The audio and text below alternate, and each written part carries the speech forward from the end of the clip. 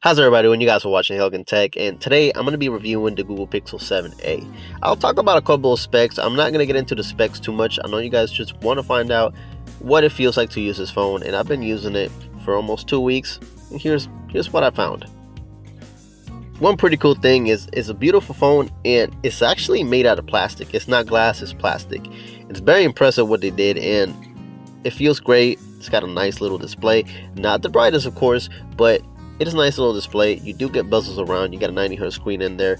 But my biggest problem with it, and we're just going to throw that right off the bat, is it's not too bright.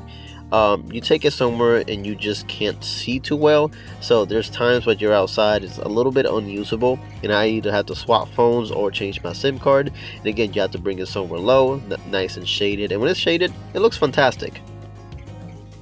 Now, if you guys are curious about the performance, honestly, it's a Pixel phone. It performs fantastic. You get the Google Tensor G2 in there, and you're not gonna lag. You're not gonna miss out on any of the Google features. The Google UI looks fantastic. Again, when it comes to performance, it does really well. It does what Google does, be a great phone.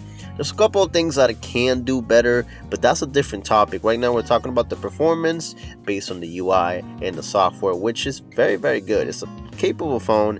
Some limitations here and there, but again, you're able to do anything that you need to do with a phone.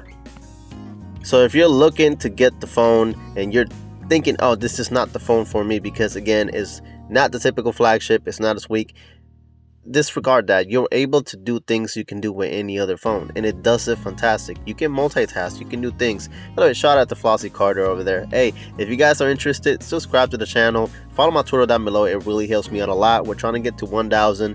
Really appreciate it. But again, it plays really well, it performs well, and again, don't look at the benchmarks, just get the phone because it does everything that it needs to do.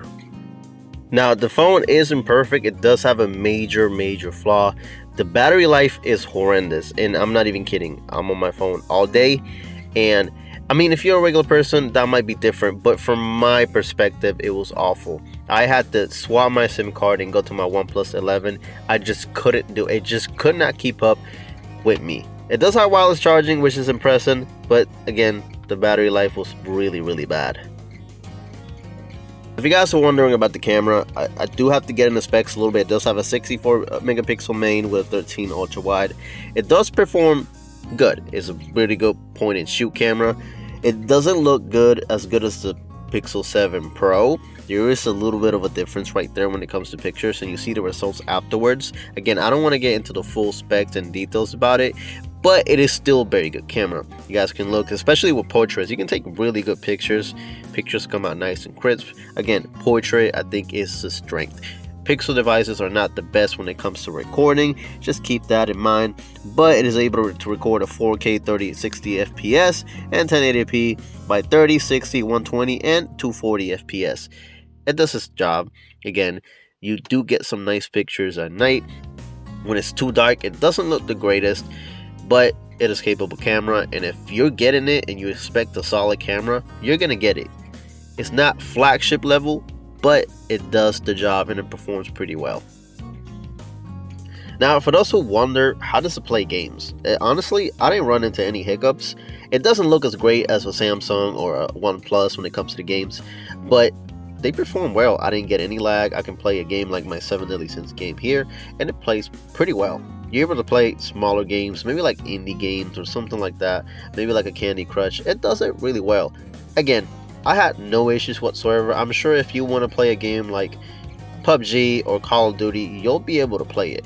The phone does heat up a little bit, keep that in mind, but it does perform pretty solid. It has the Google Tensor G2, which I had no issues with. But hey, if you guys want to game with it and let it get hot, I mean, it's up to you guys, but it does its job. Now, the real question is, do I think it's worth it? I don't think so. I think the Pixel 7 is a better option. You get pretty much the same camera. One charges a little bit faster. The 7 has more options for storage. The 7 has better durability because it's made of real glass. And I just think it's been out a little bit longer, so you can get it for cheaper used than this one that just came out. The price difference from the previous A device and this one is a little too much. And I just couldn't wait to swap back into my OnePlus 11, which I'm currently using. It's up to you guys. I still think it's a fantastic phone. I'm not a fan of the new price, but take it with a grain of salt. All right, guys, thanks for watching. Subscribe, like the video. Have a good one.